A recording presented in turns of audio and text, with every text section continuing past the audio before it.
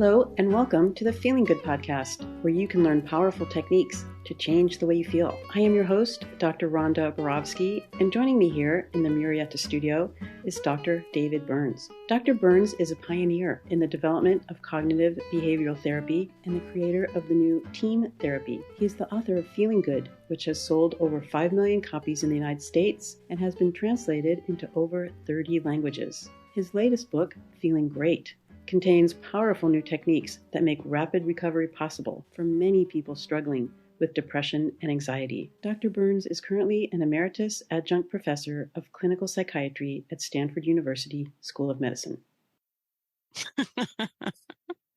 And 10 seconds of silence. Hello, Rhonda. Hello, David, and welcome to our listeners around the world. This is the Feeling Good podcast, episode 337. And this is a podcast about love. And we have a special guest, Amy Berner. Amy is a licensed marriage and family therapist who works with adults and teens online in California. She loves helping her clients heal from depression, anxiety, and heartbreak. You can find Amy at the feelinggreattherapycenter.com website. Hey, before we get started with our podcast episode, we have another guest here, Jeremy Carmel. Jeremy is the founder, or one of the founders with David, of the Feeling Good app. And Jeremy, you and David have an announcement to make about the app. What would that be? We're married. We're getting married. And it's Valentine's Day. We haven't had Jeremy on for a while to just have a little brief solicitation for the Feeling Good app and get you folks to sign up if you want to be beta testers. And Jeremy's going to tell us why in the world he sucked David into developing this Feeling Good app. What's that all about, Jeremy? Well, it's because we both got big money salaries to toil away for years on this app. No, it's because we both really believe this could be ultra helpful to people. And in fact, we've been toiling away for years without any compensation. And I got really excited about team therapy because when I was in college, I was severely depressed for months and months and months and months. And I tried antidepressants and talk therapy and went to therapy groups and did daily DBT, exercise. right? I did DBT and ACT. I had all ACT. I had all the acronyms, and I didn't get any better. And then I very luckily got a referral to Matt May, one of David's amazing mentees. Although that doesn't pay respect to one of the most amazing therapists in the world, but Matt really changed my life and helped me conquer my depression in about 2 weeks with just a handful of therapy sessions. And I thought, wow, these techniques are super awesome and the world needs to know about this. And so that's why we've been working so hard on the app, and we're really proud of where it is today, I would say. I am. David's not, but I'm very proud of it. No, we're both very proud of where it is. And I think it's got just chock full of awesome tools to help you change the way you feel and things that you hear about on the podcast. It's great to hear about an idea, but I think being able to practice it and hear and, kind of have an integrated experience where you're hearing stories, learning concepts, and then applying them to your own thoughts and feelings is just an ultra awesome package. And we've had some phenomenal data coming back from beta testers showing the app's quite effective for many people, not everyone, but for tons of folks. And we get beautiful comments sometimes like, wow, this app changed my life, and this is the first time I've gotten relief in years. And so we're just really we're proud of it, but we need more beta testers. And so if you're listening to this and you're thinking about you think you could use a mood boost, please go to feelinggood.com/app to sign up. And we'd love to have you as a beta tester. We are kind of restricted in who we can accept right now, particularly around phone. We only support iPhone right now, although we're actually looking on how to add Android in roughly the next 4 or 5 months. And so we've got a lot of exciting stuff going on. We have beta tests, I think, about once a month now. And we'd really love to have more testers. So if you're curious at all, please go to feelinggood.com/app. Yeah, and that's my website, Feeling Good, one word with 2 G's in the middle, feelinggood.com. app. And one other little tidbit, since it's Valentine's Day today, even though it isn't when you're hearing it, this probably 5 weeks ago was Valentine's Day, but that's for us today. We do research, basic research, and ask really cool questions. And I just got data back on a December beta test that blew my socks off. And I'm just starting to analyze. It's a huge data set. But one thing that dawned on me, we ask in the app, to what extent did you feel that David was warm and caring? And then they rate that from 0 to 100 at the end of the app. Actually, after the basic training and at the end of the app, they do it twice. And then to what extent do you think that David understood how you feel inside? But then just for the fun of it, we also ask them at the beginning of the app, to what extent do you feel the people in your life are warm and caring? And to what extent do you feel that the understood by the people in your life, people you care about? And then also how much do you expect the app will be warm and caring, and how much do you expect the app will understand how you feel inside?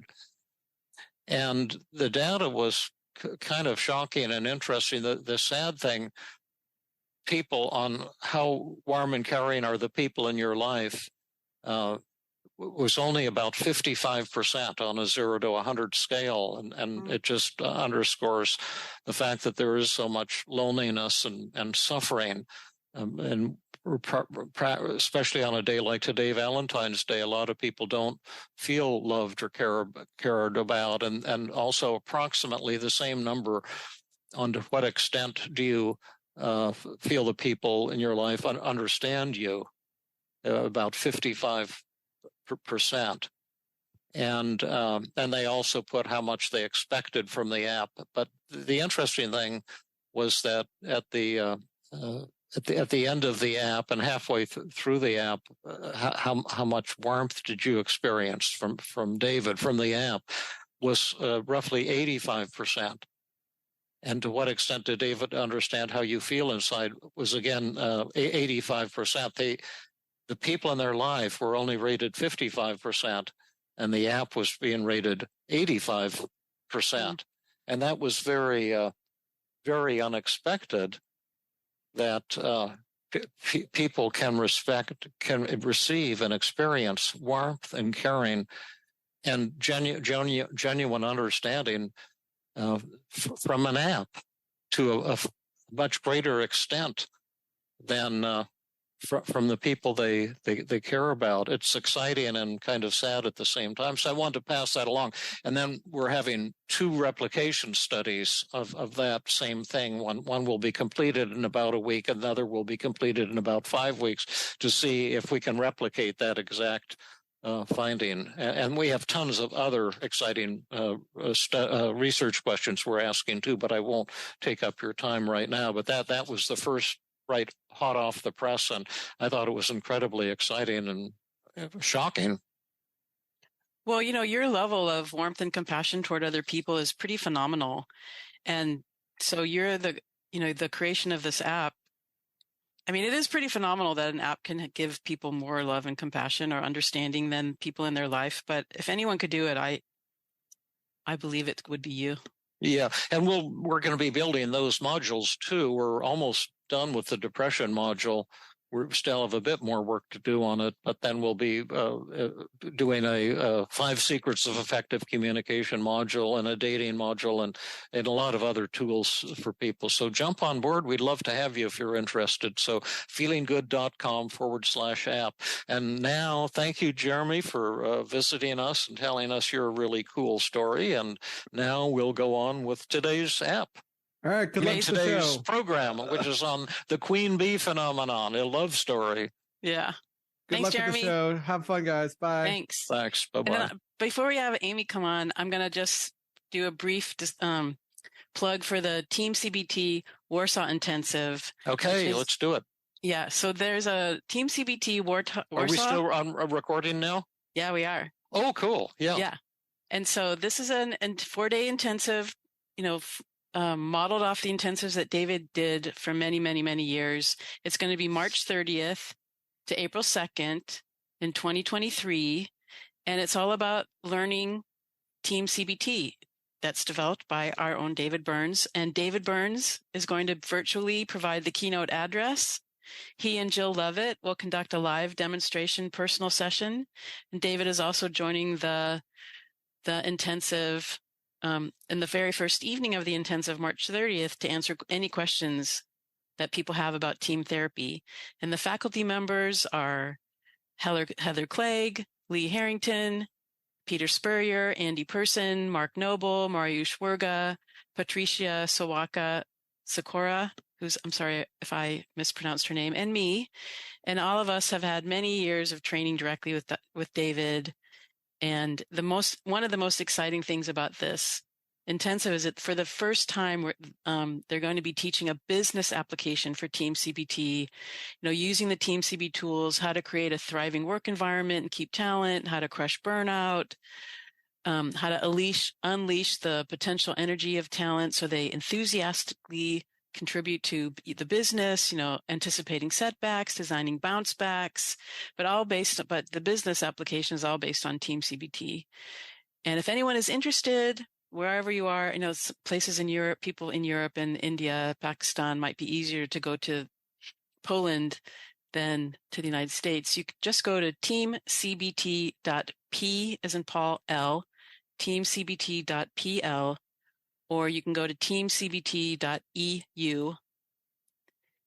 as in European Union, teamcbt.eu, and find out more about it. Awesome. Well, thank you for that promo, and we hope to see some of you in Warsaw. I won't be there in person, but I'll be there virtually and in heart and mind. And and it was a tremendous success last year, and I'm sure it will be another fabulous experience for people again this year. And now on with the show for today.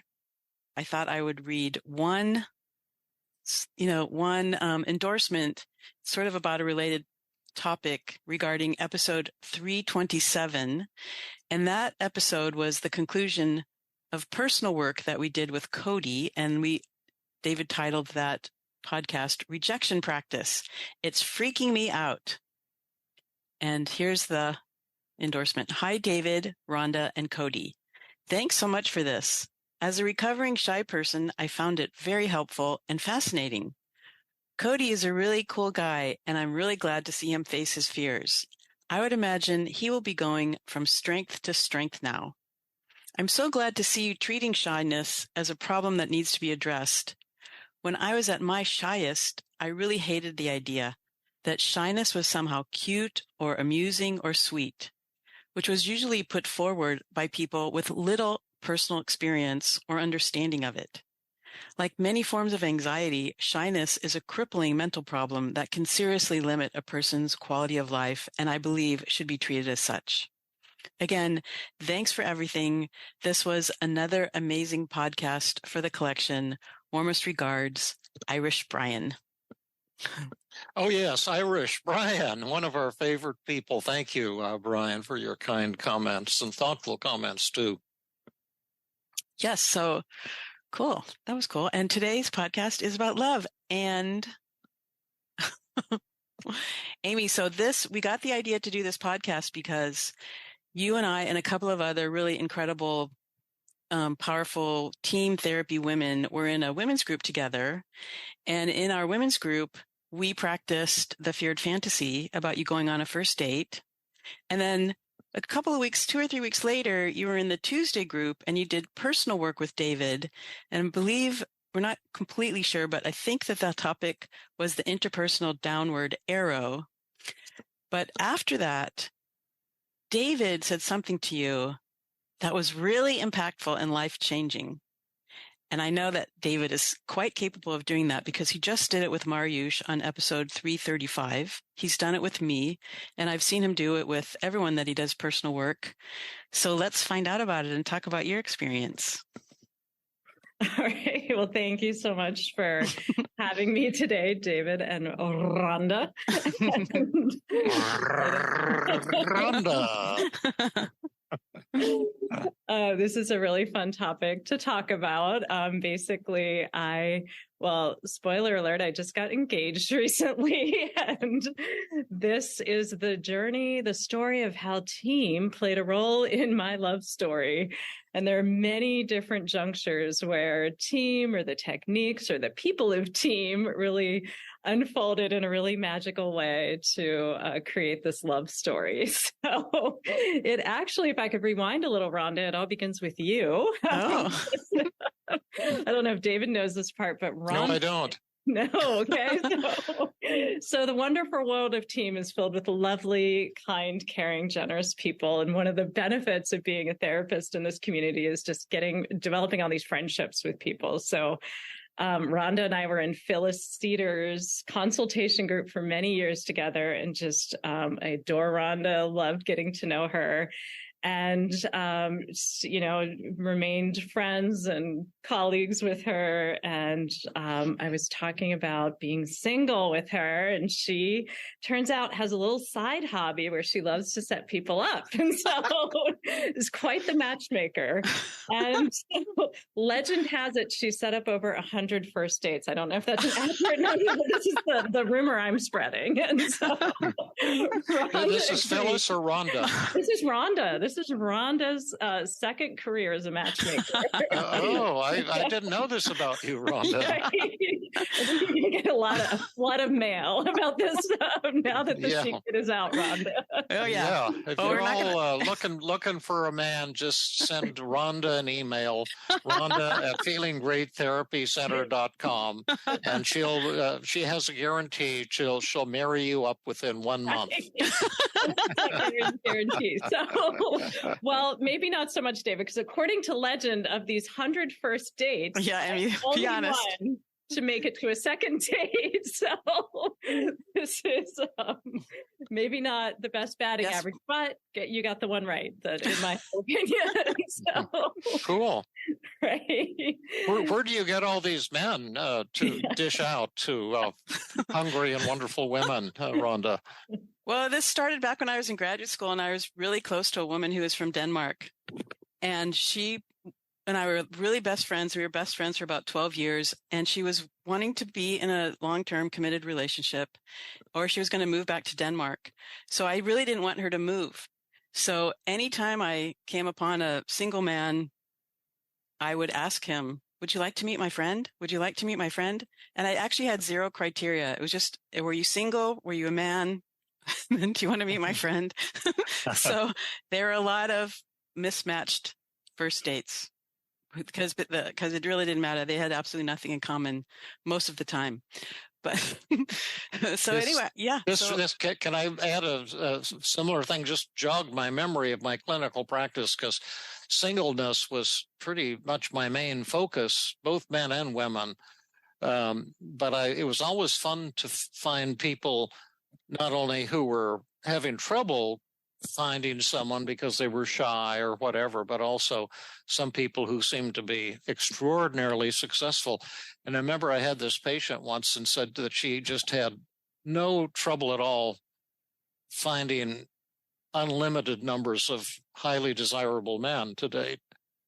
And I said, well, how do you do it? She said, well, I have another girlfriend, and what we do is when we see a really studly guy, really awesome, we say, listen, we're having this party, and I have a friend I'd really love to have you meet who's really, amazing.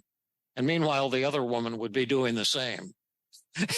But anytime they said, that's real easy because you're just asking for someone else rather than for yourself, even though you think the guy's kind of studly. And then so she said they'd have these parties, frequently, and there'd always be 10 or 12 fresh, studly guys there, and they'd have, some women too. I always thought that was really cool, and apparently it was quite effective and fun.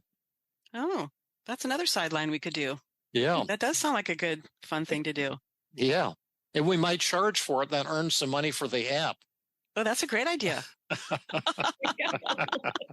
We could be paid so much for one date, so much more if you get a second date, and then like a triple fee if you get engaged.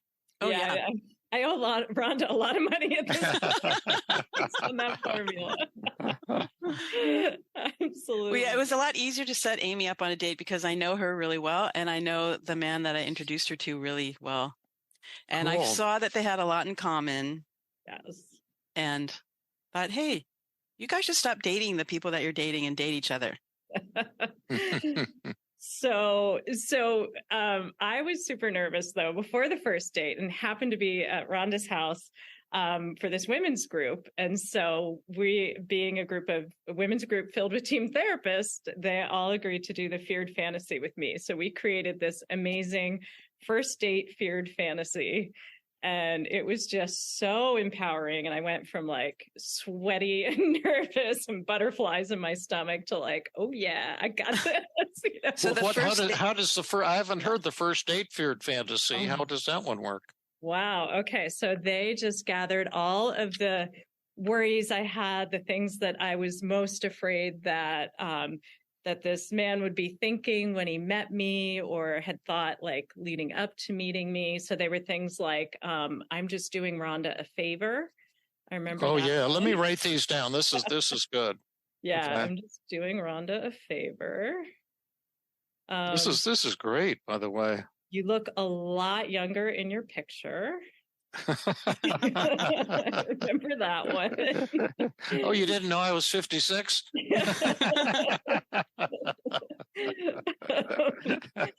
Oh, you thought I was 18. That's pretty close.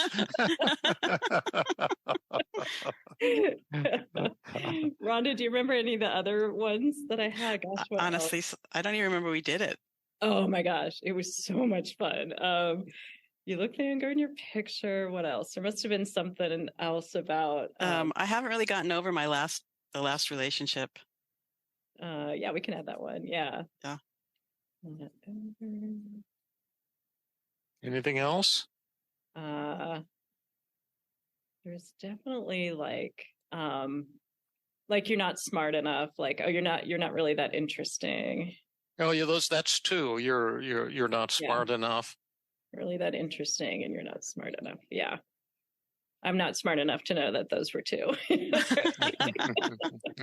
You're not interesting. Yes. Yeah. Fun. Mm-hmm. Yeah. So it was super fun to respond to these. Can we do it now so you can show it? Because our listeners won't understand how this works. Yeah, absolutely. We can totally do the feared fantasy now. The way, I mean, you've probably heard about the feared fantasy on podcasts, and it's one of the very powerful role play techniques, and it allows you to confront your worst fear.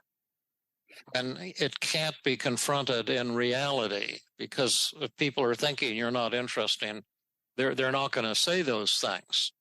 So in the feared fantasy, you enter into an Alice in Wonderland nightmare world where your worst fear comes true. And in this case, you meet, the blind date from hell, who not only has all of these critical thoughts about you, he, or as the case may be, she, gets right up in your face and says these things in an attempt to humiliate you. And what you discover in doing the feared fantasy is that, of course, on the one hand, that's not going to happen, but that if it were to happen, it's nothing you ever needed to be afraid of, because the jerk, the weirdo is not you, but the one who's verbalizing all of these ridiculous criticisms that seem so devastating at first. So, you want to get the ball rolling, Rhonda, and sure. I'll pitch in, and Rhonda and I will be the dates from hell. All right, and see how you can do. Oh, Amy, I'm only here to do Rhonda a favor. Wow. Actually, I didn't know that. But thanks for letting me know. It really helps me to, not get super invested in you, and really saves me a lot of time. So yeah, that's great news. might as well just leave now because favor done. Check mark. Yeah. Okay, so who won? How'd you do? Oh yeah, I won that one. Yeah, that was good. But you look a lot younger in your picture. Did you have that taken when you were in high school or something?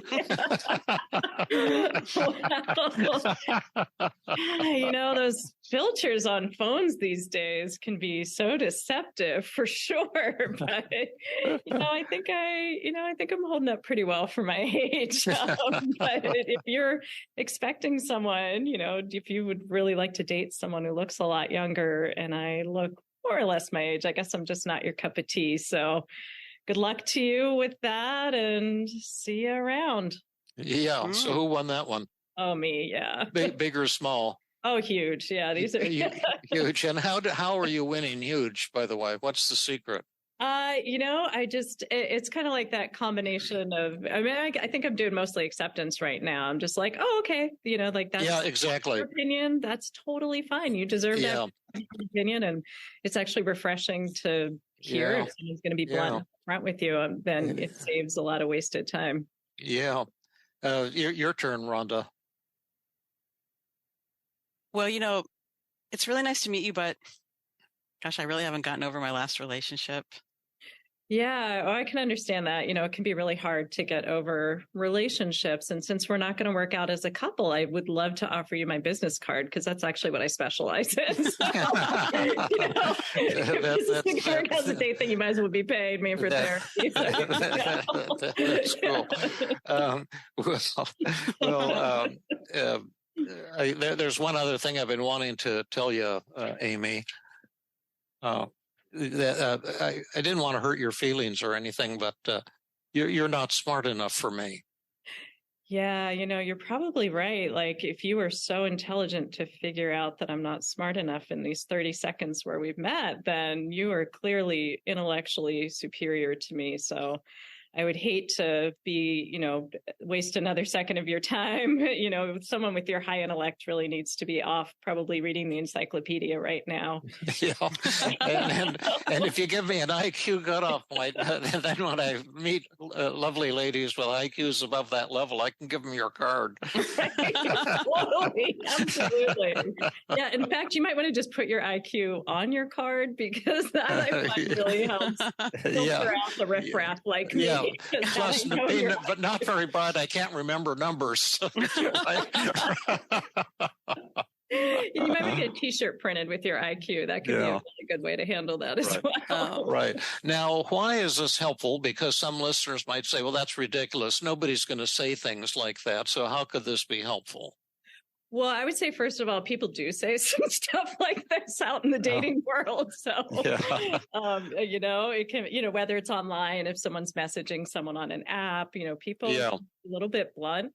So I think it is helpful to practice, but it's also helpful for that internal realization that if someone is thinking this and feeling this and saying this, then that is not a person I want to be with. I don't want to waste my time with someone who is judgmental or has this inflated ego, this high IQ. Yeah.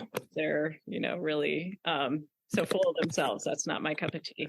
We did a workshop on shyness with Jill recently. I don't know if you were there or if you've ever seen it, but we show a video of this very shy woman, and her feared fantasy is to go on a date with somebody who asks some real intellectual question, and her mind goes blank. And I was doing co-therapy on video with Matt May, and we had this lovely woman, Christine, and they're having a date, and Matt suddenly says, well, it's good to know you a little bit. You're good for laughs, but there's a more serious side to life. And I wonder if you have, and what is your thought about the Incas and the development of their civilization in South America in regard to the the geopolitical structure and how that might have influenced their culture. she just she just totally spazzed out and went into a state of panic. It was really funny, because then we did a role reversal, and it's just maybe we can play that sometime on a podcast or something. That would be great. Even show it, because it's just priceless, and it's so funny. But a lot of us, we have these fears, I mean, I've had horrible social anxiety myself, and so it's like the person who endorsed the podcast. It's not a laughing matter; it's a serious matter. But that was a good first step. But David, isn't it also that these are the thoughts that you're having about yourself? So you're really attacking your own thoughts. I mean, you obviously don't want to go out with somebody who's mean and judgmental. Yeah. But you want to be more accepting and loving toward yourself and have that's the whole key. In the feared fantasy, the monster is yourself. It's the projection of your own self-criticisms. And so when you defeat that monster, you're really learning to stick up for yourself. And this is a technique that anyone can try, actually. Just pair up with a friend and write down what you're afraid people might be thinking about you. We did it in the Tuesday group a couple of weeks ago too. I judge you feared fantasy. What are the therapists there? They're afraid to speak up in the group, and they're afraid someone will judge them or think they're not smart enough or clever enough or advanced enough.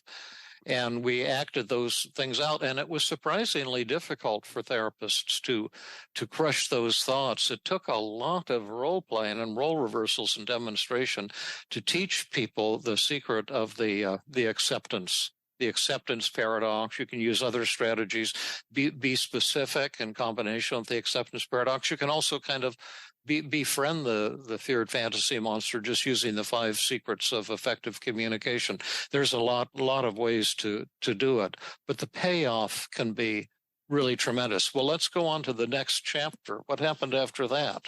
So things are going great. And then, because of course he didn't say a single one of those things on the first date. And we made it to the apocryphal second date that no other couple Rhonda set up had made it to. And it was maybe like 3 weeks later, David, I was in your Tuesday group, and I luckily landed in your small group to do our small group practice. And I believe we were doing interpersonal downward arrow that night, and I volunteered to be the client for that. And you helped me with my kind of anxiety, my anxious role that I think I present, and often people present in relationships, right? That I'm afraid and I'm insecure and I'm inferior. And then that puts another person into their role of backing off and being, impatient with someone and being kind of turned off by that. Like, that's not a fun person to be dating and to be falling in love with when they're insecure and anxious. And so that was really helpful. And then that's when we were talking about intimate connections, and you told me to go be the queen bee, which you talk about in Intimate Connections, which is an amazing, amazing book. Really love that book so much. And so that was super helpful. Just having that language and just like walking around like, yeah, I'm a queen bee, really helped me get out of that insecurity, get out of that role that I was typically in and putting myself in. Well, what is this queen bee phenomenon and queen bee role? What's that all about? We're at the 4th grade level here, and so we have to have these things spelled out. Right.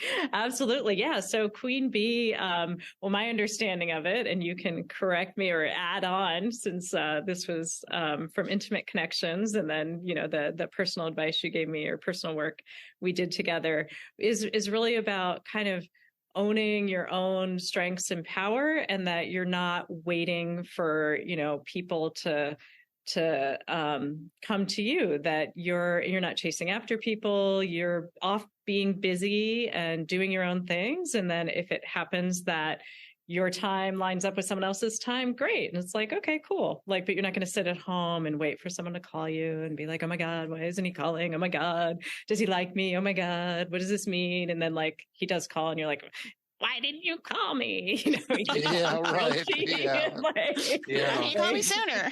creating that, right? Where were you? What were you doing? You know? Yeah. And why is that a desirable thing to learn if you can learn how to learn it? Because it's easier said than done. But let's assume you can do it. What's good about the queen bee phenomenon? What happens? Well, I think the first thing that happens is it reinforces your self-love. And that is, you know, again, like the core message that I get from intimate connections is love yourself. Like you've got to love yourself before you can love anybody else's. Anybody who watches RuPaul's Drag Race knows, like, that's his catchphrase. Yeah. So true. You have to love yourself first. And that at the end of the day is always going to be your number one, your best relationship.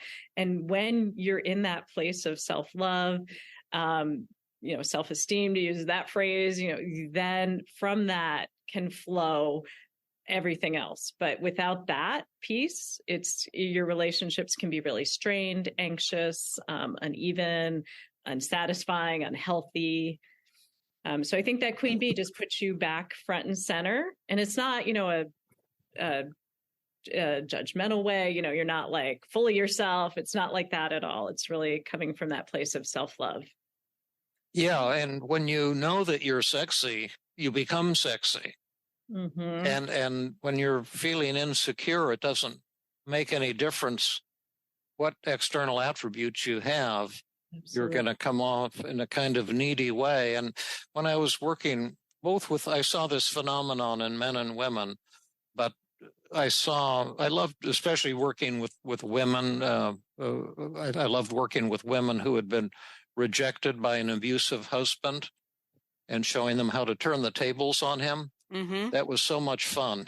And I can describe the techniques now or another occasion if people are interested. But when you stop needing others and you suddenly realize you're where it's at, it's like magic. Everyone else comes to the same conclusion.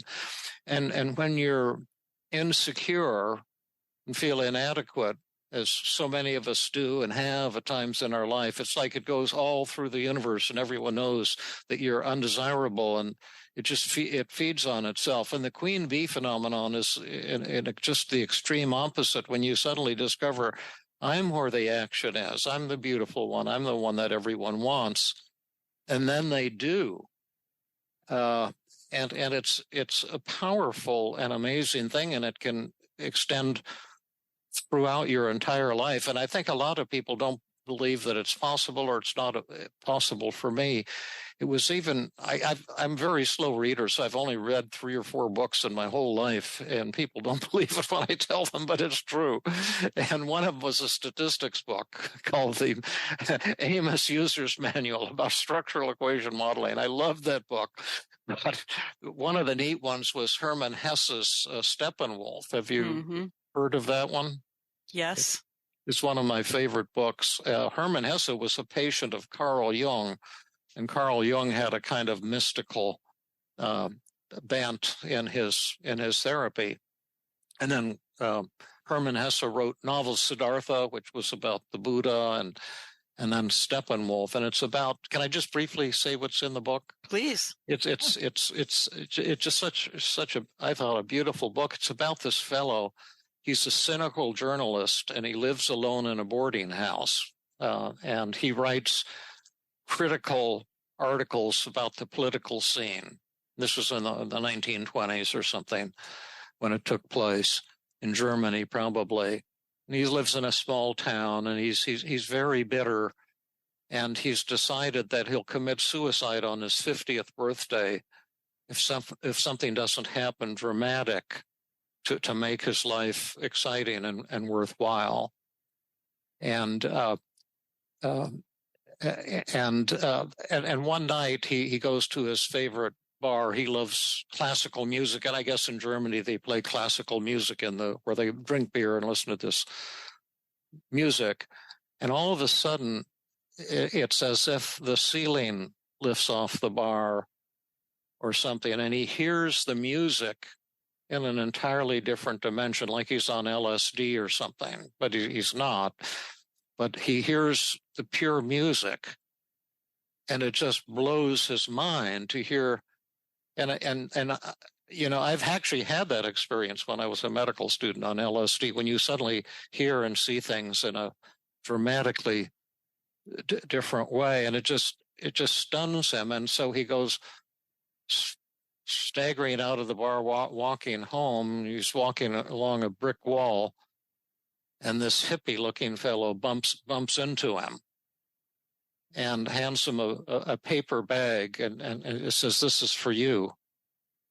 And he tries to follow the fellow to ask, you know, who are you? What are you giving me this for? And the fellow walks right through the brick wall and disappears.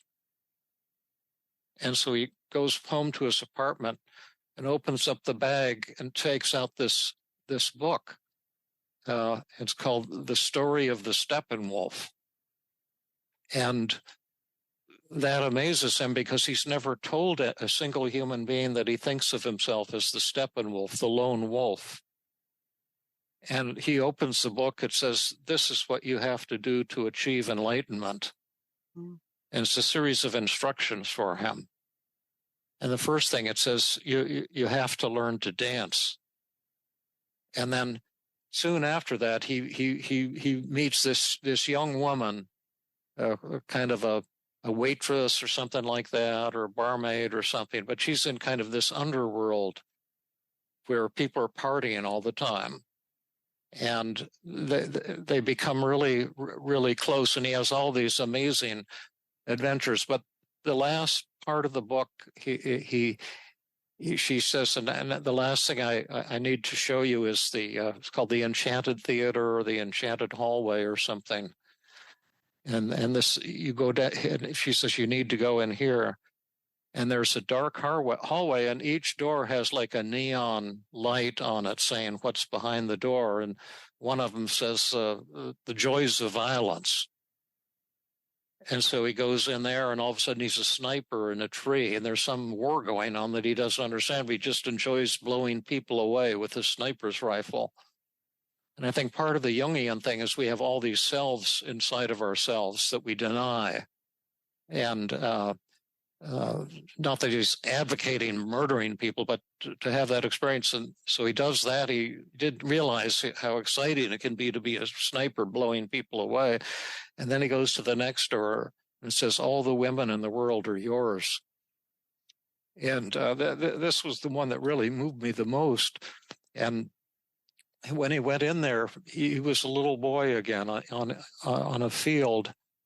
And there was this girl that he was in love with. And he'd never been able to get close to girls or to women because he was so shy. And he was afraid to tell them how he felt. And suddenly he wasn't afraid anymore. And he told this little girl that he loved her. And then he found out she was in love with him as well. And like that dream finally came true. And it was it's just a really neat book, at least for me. You know, it's such a subjective thing, what we like. But I saw that come true when I was in clinical practice. It came true for you. All the men in the world are yours, because you discover something within yourself, and it can be very, very magical. And to go from insecure reject, which was the role that I was in for many years, no one ever taught me the ropes until I met somebody in medical school who kind of taught me the ropes. His name was Michael McCabe. I wrote about him in Intimate Connections, but I called him Bill because I couldn't get a hold of him to have permission to use his name. I've never been able to follow up on him. He was a very cool guy, and he taught me so much. But anyway, that's my rambly story about the queen bee. But I just saw this a lot of times, both in men that I worked with who were single and thought they were losers, and all of a sudden they found that magic within themselves. And I remember I was working with this guy. He was a bellboy in a hotel, and he was about 20, and he was very insecure, and just thought he wasn't of any interest to women. And all of a sudden he found that within himself, and he just started falling in love with a new woman every week. And it totally blew his mind. He found that desirability. And I had so many women that happened to also. And it sounds like you kind of had a little something like that. Yeah. And it's the most, use the word magic.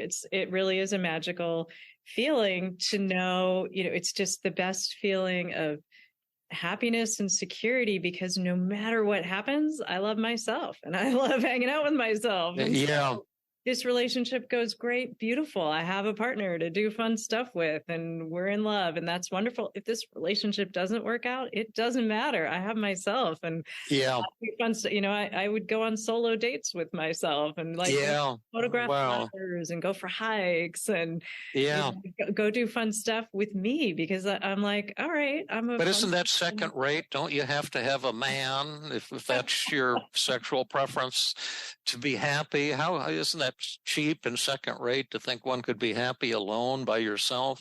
Yeah, it really defies our cultural standards here in the United States to think that you could have that joy and happiness just with yourself, coming from within yourself and flowing through yourself. And it's pretty magical when you find that. In fact, in your book, Intimate Connections, you talk about the process. I think you called it psyching, where you kind of psych yourself up before, if you're not like feeling great or feeling it, you're like, okay, I'm just going to like stand in front of the mirror, maybe dance, say a couple positive statements about myself, positive thoughts that you've come up with. Yeah. And so the one that I came up with that still is with me, I have it printed out on my desk above my computer, and it says, I am the magic. Because I'm like, it's like, it is absolutely about that. It's believing that and feeling that. And then it just is that feeling of ease that comes from that. Did that spill over into other areas of your life? You said your clinical practice suddenly took off as well. Absolutely right. And I have to say, I love working with people who are going through breakups. Breakup recovery is my passion, because it is that magical process you're talking about when someone goes from feeling rejected and alone and worthless and maybe used or depressed, anxious from being in a relationship and maybe starting to doubt themselves, believe really terrible things about themselves. And then to see that shift happen when they do this personal work and can work on their thoughts and take more values-based actions, and they can really see and feel that, where they believe in themselves and think these positive things about themselves, and then it just emanates for them too from every pore, and it just transformative. And you can't contain it. It's not like, oh, I'm only magical in this area, right? Or I only love myself in this area. It absolutely. So your business takes off. Yeah, it's a fantastic thing. And I have another question to ask you in terms of this, because people say, oh, this is too good to be true. People are depressed. It's sad and anxious because they get this hopeless cynicism that's good for Amy Spector. She's probably some beauty queen with blah, blah, blah, and blah, blah, blah. But I'm a lot older than my picture, don't forget. You look good for a 71, Amy.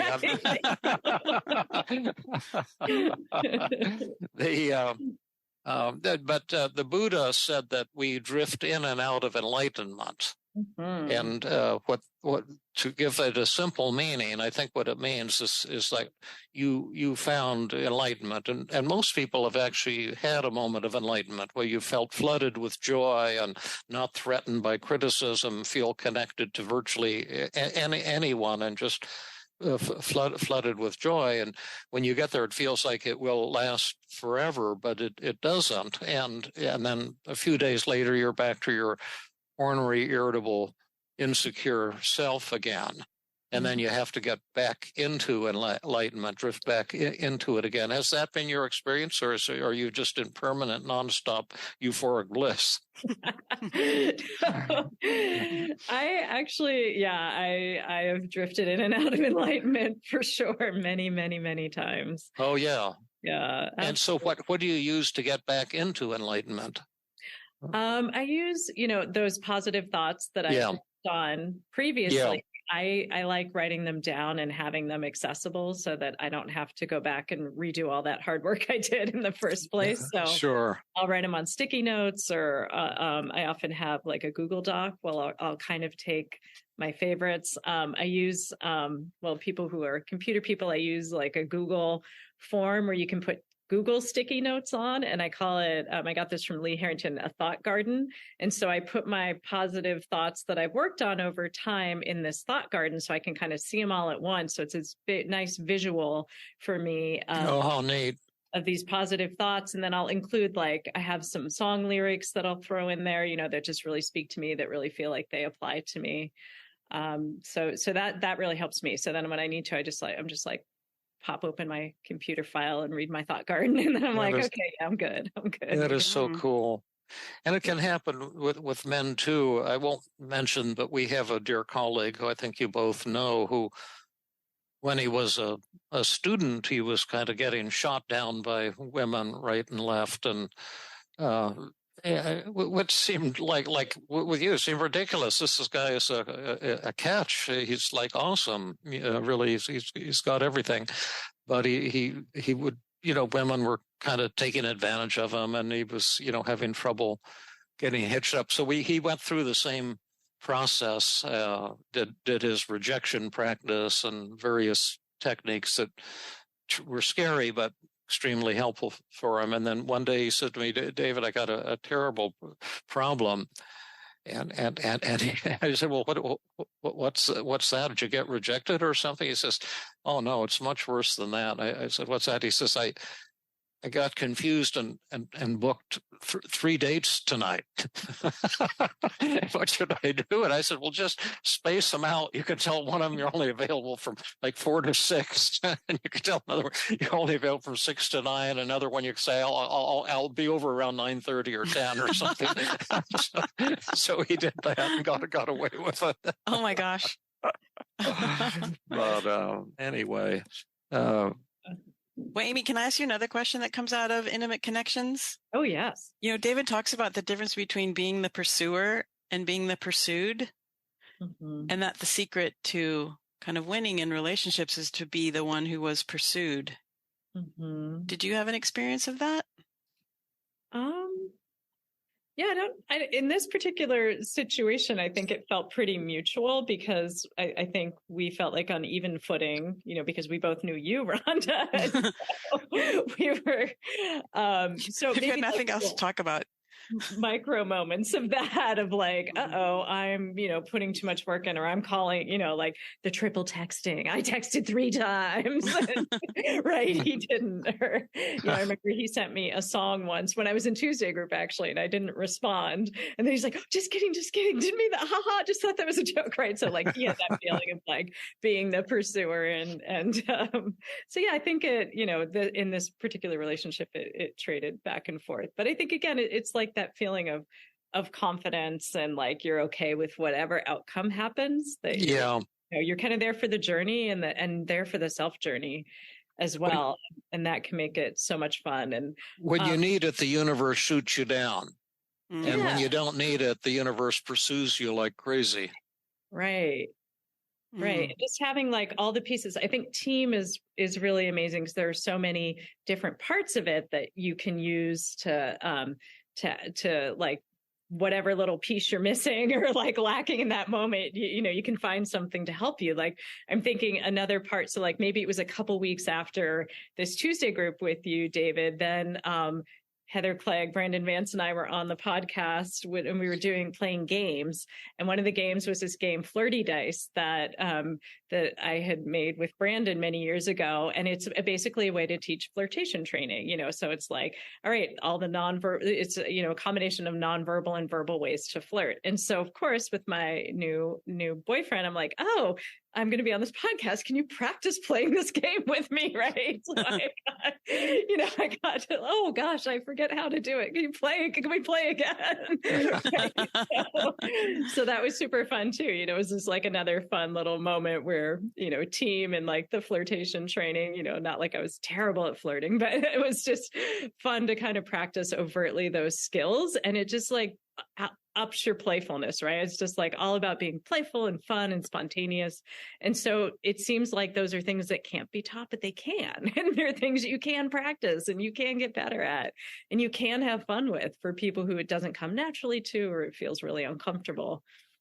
So you're including that when you're teaching single people, teaching them how to flirt. I have two questions for you. One, can we just you listed some of the characteristics of effective flirting. One, you said it's playful and non-serious, right? Mm-hmm. And what else? How are you going to teach me to flirt? Well, how about please, I'm desperate. No one else wants me. You're my last hope. You're so pretty. Yeah, so playful, not serious. The other piece I think that really helps is making it personal and kind of specific. So not like, oh, you're an angel dropped from heaven. But, right? Oh, do you think so? But something specific, like, wow, your beard looks really good today. Like that. Oh, you think so? I like you. So it's like specific, specific and to you, but it's also nothing too serious. I'm not talking about right. I think the thing about flirting is if it's just playful and you're not even that interested in the person, you're just kind of having fun with them in a friendly way. That's where the magic happens. Mm-hmm. But if you're flirting with them because you're desperate and hoping that they'll be interested in you, then it turns the other person off. Absolutely. Yeah. If you're trying to pursue an outcome, like I have to convince you to go on a date with me and marry me and be my forever person, then it makes it not fun for me and definitely not fun for you. That's where like, get me out of here. This is too much. Too scary. Yeah. Too much too soon. Now, where do you practice, and do you see people virtually throughout all of California? I know you're up somewhere in the area of Berkeley or Walnut Creek or something like that. Oh, good memory. Yeah. I see people virtually. So anywhere in California. And hopefully one of these days, I keep saying I'm making an online course for breakup recovery because I think it's such an important topic. So I'm working that'd be good. That's in progress. In progress. I have an outline, so cool. People anywhere could access that. And then, I have a little Instagram account, Amy Heals Heartbreak, where I share little tips on getting over heartbreak, pumping up that self-love, trying all these techniques. Cool. And Amy, your game Flirty Dice, is that available online? It actually is, Ron. I'm so glad you brought that up. It's available at the Feeling Great Therapy Center website, which is www.feelinggreattherapycenter.com, and it's a free download. Nice. So head on. Did you know that already, Rhonda? Was that a setup question? No, honestly, I did not know it. I thought it was on squarespace.com. Oh, cool. How young can people be to play Flirty Dice? I think it is in maybe ages 14 and up. Oh, okay. Yeah. Cool. I don't think it's a cool teen game. So probably how old would they be? Probably more like 25 and older. But, I see. But you couldn't be like 7 or 8 and learn it. Yeah. Probably, I don't know. Yeah. My 14 was when I was teaching my daughter a little bit about flirting and stuff like that. Yeah. You've told us that story. Secrets are important in flirting, so that you're never too young to learn that. Asking questions, compliments, stroking is super important. So you work with men and women, and do you work with problems other than romance problems? Do you like depression, anxiety, the whole ball of wax? The whole ball of wax, yeah, absolutely. And so we'll have contact info for you in the show notes, but people don't always read the show notes. So what's just a easy way for people to, if they want to jot down, to send you an email or something? What's the best way for people to contact you if they would like to get an upgrade? We call it a sexual upgrade. That sounds horrible. A relationship and mood and self-esteem upgrade in the dating context. That sounds better. So what? Self-love upgrades available at babyfreud@gmail.com. BABY FREUD at Gmail. at gmail.com. Yes. Cool. Babyfreud at gmail.com. Did I ever tell you about Friendly Freud? I probably did. Oh, I don't know No. about Friendly Freud. Oh, I created a script for a toy for children named Friendly Freud. I imagined it would be a robot, and then they would ask it questions, and it would teach them stuff like the disarming technique and things of that nature. Oh, how cool. And I never could get anyone interested. I didn't really have the contacts or know how to do it, but I still think it would be a wonderful toy for kids, and could teach them all kinds of cool things with an interactive interface where the doll could ask questions of the children, and then if they got the right, press a button. If they got the right answer, oh, you're such a smart child, that's really cool, it's awesome, that really works, something like that. I still have the script out in the garage, to tell you the truth, and filed away somewhere, but I was so big on that for a long time. But your babyfreud at gmail.com. Well, if investors want to get in touch with you to make Friendly Freud, where should they contact you, David? Just money at feelinggood.com.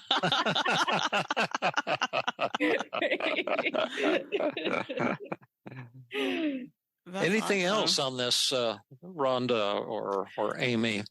This is a big topic. There's a lot of aspects. Yeah. Well, then, Amy, did you say you are getting married?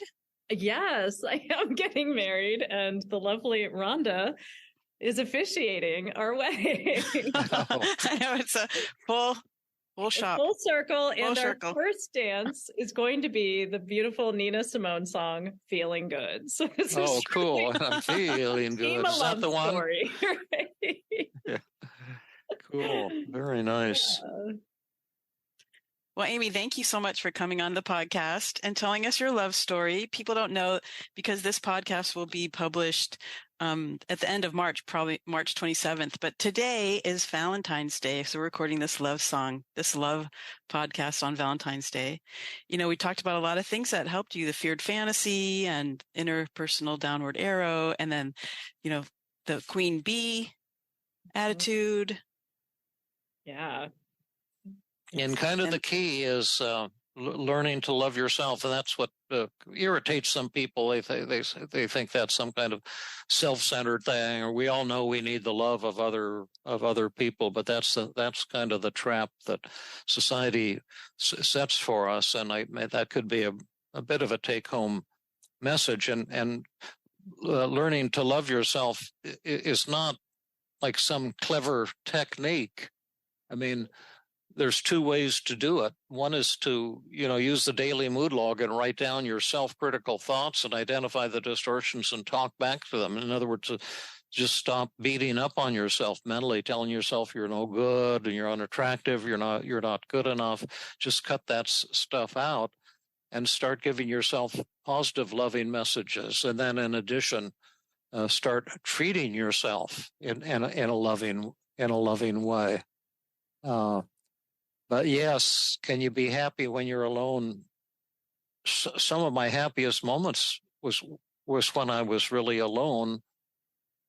And I've had times when I was alone that I became so happy, I actually couldn't take it and had to distract myself and come down a little bit. It's, the human brain is capable of pretty amazing things as well as pretty awful things. We create our own inner heaven or hell, and what we're trying to do with Team CBT is develop methods that the general public can use, and my Feeling Good app is all about that.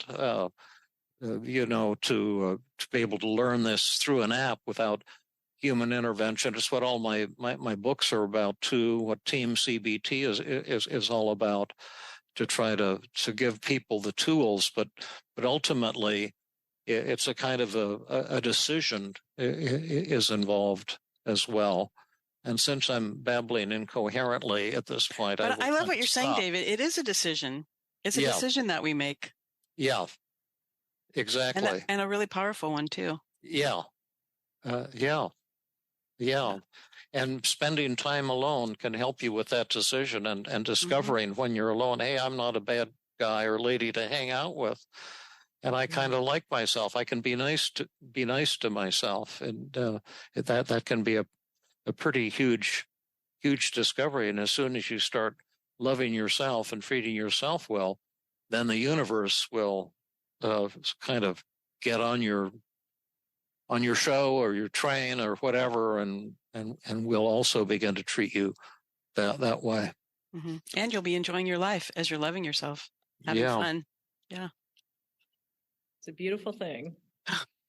Well, thank you so much, Amy. What a joy seeing you, and so gracious of you to come on to our podcast and infect us with some of your queen bee joy and love and warmth. And I just wish you all the best in your wedding and your wonderful clinical practice. I hope all the single, lonely people in California contact you within the next 2 or 3 days.